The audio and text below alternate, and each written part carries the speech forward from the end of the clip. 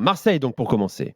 Comment s'identifier à son équipe quand chaque été, l'effectif est chamboulé? Comment construire sur l'instabilité d'un groupe? Dernier exemple, le Brésilien Renan Lodi, arrivé cet été, déjà sur le point de partir en Arabie Saoudite.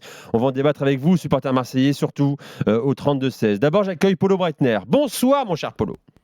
Bonsoir mon cher Nico, bonsoir tout le monde. Et oui, Polo vient de parler de Marseille. Pourquoi ? Parce que une dernière recrue de l'OM a été officialisée aujourd'hui. Ulysse Garcia, latéral gauche des Young Boys Bern, 4 ans et demi de contrat, transfert estimé à 3 à 4 millions d'euros. Alors Polo, pour être tout à fait honnête avec toi, je ne le connais pas. Qu'est-ce qu'il vaut, ce fameux Ulysse Garcia ? Bah écoute, déjà quand l'information est tombée, moi je suis tombé par terre. Ah bon ? J'ai appelé en urgence, et vous le savez, parce que j'ai contacté Jimmy, mes contacts en Suisse, parce que je suis le championnat suisse, et je leur ai demandé si c'était une blague ou si c'était vrai. Il faut savoir ce qu'est le championnat suisse quand même. C'est un championnat de seconde, pour ne pas dire de troisième zone, qui a tous ces jeunes qui partent très très tôt, notamment en Bundesliga. Donc un joueur de 28 ans qui est bon, un joueur domestique, donc suisse, international suisse, qui est bon dans son championnat domestique à 28 ans, ça n'existe pas. Tu veux dire qu'il serait déjà parti depuis longtemps s'il avait été si bon, entendu, évidemment. Il est déjà parti. Alors, il y a des jeunes qui sont partis, qui sont revenus. Je pense à Djibril Sow, évidemment, qui avait fait un premier essai à Mönchengladbach. Ça n'avait pas marché, il était retourné en Suisse. Ensuite, il avait été récupéré par Francfort et ça avait beaucoup mieux fonctionné. Mais Ulysse Garcia n'est jamais reparti. Mes contacts en Suisse m'ont dit si, c'est très bien pour lui, il multiplie par 3 son salaire. Parce que Berne n'est quand même pas connu pour donner qui domine le championnat suisse depuis quelques années, et depuis qu'ils ont pris la place du FC Bâle, c'est fait une spécialité un petit peu de payer ses joueurs mieux que le championnat suisse, mais c'est pas terrible. Ulysse Garcia, c'est quand même quelqu'un qui est certes physiquement très impressionnant, mais qui a des lacunes techniques assez importantes, qui a des lacunes tactiques toujours aussi importantes à 28 ans. Et donc, s'il est titulaire à l'OM, c'est que l'OM est en seconde division, quoi. Donc il y a un vrai problème, à mon avis, là. Donc soit il vient en tant que doublure, et à la rigueur, je peux le comprendre. Ce sera ça a priori, oui. Mais bon, honnêtement, je veux dire, il y a beaucoup mieux sur le marché des transferts, et c'est vraiment une vraie surprise pour moi. Oui, si encore c'est un gamin de 21 ans, tu vois, avec une marge de progression, avec une possible revente plus tard. Mais là, c'est un mec de 28 ans qui débarque à Marseille. Alors effectivement, Pablo Longoria veut recruter un titulaire au poste de latéral gauche après le départ annoncé de Renan Lodi. Lui viendrait en tant que doublure, mais pour l'instant, en tout cas, il est le seul latéral gauche qui arrive à Marseille. Renan Lodi va s'en aller.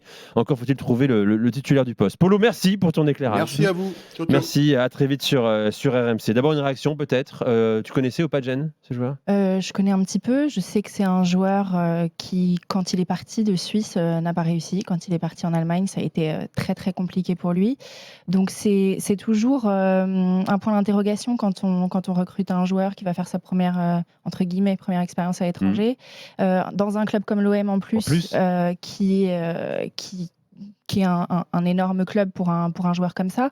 Maintenant, je comprends l'interrogation des supporters sur le niveau réel du joueur, mais il faut aussi savoir dans quelles conditions il est recruté. Si c'est effectivement pour être une doublure et que dans quelques jours on annonce un titulaire au poste, moi ça me dérange pas. Voilà, il faudra juger en fonction du mercato global de l'OM. Bon, je ne sais pas si vous voulez réagir à cette idée-là. On dit que Longoria a souvent de belles idées. J'ai l'impression qu'il y a de moins en moins bonnes. Moi, personnellement, je ne connais pas assez le joueur pour avoir un avis tranché dessus, mais je reste quand même circonspect sur le standing de certaines recrues quand même actuellement à l'Olympique de Marseille. Et il en fait partie. Alors, on nous explique que c'est des joueurs de rotation, donc pourquoi pas. On attendra, comme vient de le dire Jennifer, le mercato quand il sera fini. Maintenant, ce va-et-vient perpétuel à l'Olympique de Marseille, moi, commence sérieusement à me déranger. Et, on aura l'occasion d'en parler sur les prochaines minutes. Mais voir un joueur arriver de cette manière, Renan Lodi qui part pour 23 mais c'est ça. Voilà, c'est un joueur en plus dans l'effectif, c'est un salaire en plus dans l'effectif. Oui. La bascule qu'ils font sur Renan Lodi, à part le PSG, expliquez-moi quel club de Ligue 1 ne l'aurait pas faite, quoi. Il y a une réalité économique. Oui, très bien, En hiver, tout coûte plus cher. Moi, je veux bien, si vous attendiez Fonzie Davis ou Théo Hernandez à l'OM pour combler le départ de Renan Lodi. Alphonso Davies Bah, et écoute, Ulysse, il y a 2 jours, le latéral écossais de Hellas Vérone, que seuls les hipsters du foot, machin, tout le monde disait c'est formidable. Qui a dit ça ? Il y avait beaucoup d'enthousiasme c'était autour pas de du ça. tout annoncé comme formidable. En tout cas, c'était la hype. Là, c'est une va dernière faire Rio, super, voilà. Ouais. Il va falloir nous présenter Léon quand même, parce qu'en tout cas, c'est pas dans cette émission, à part si tu parles à d'autres personnes, mais moi, je sais pas, j'ai pas vu dans Génération After des gens dire c'est Il fallait qui pour remplacer Renan Lodi alors ? Expliquez-moi, moi j'attends, mais maintenant mais on flingue les mecs avant qu'ils arrivent parce que Polo l'a vu rater 3 matchs. Précision, la plus-value sur Lodi, elle n'est pas non plus incroyable. Un joueur acheté 12, vendu 20, à l'arrivée, ça fera autour de 6 de plus-value. Non, mais il est acheté 12, mais si tu ajoutes les commissions d'agents sur un transfert à 12, on peut dire qu'il y en a pour aller 1,2 million à peu près. Les salaires du joueur sur cette période pour finalement faire venir un joueur en juillet et le faire partir 6 mois plus tard. Où est la logique ? La bascule, elle est finalement, elle n'est pas énorme. Et l'idée, Simon, personne n'a défoncé personne. Moi, je te dis que je ne connais. Il se fait flinguer, il n'a pas encore foutu un pied sur un terrain. D'autant qu'en plus, il part avec un prêt, avec un achat différé. Donc c'est pas non plus une rentrée de cash immédiate. Moi, je t'ai pas dit que le joueur est mauvais. Je ne connais pas le joueur. Je t'ai parlé de standing de recrue. Et je te parle plus globalement. Je te parle pas que de lui. Et la réalité, tu as raison d'insister. Moi, par exemple, Murillo, les échos que j'avais eus sur lui à Anderlecht étaient très très mauvais. Je trouve que depuis qu'il est arrivé à l'Olympique de Marseille, c'est plutôt pas si mal.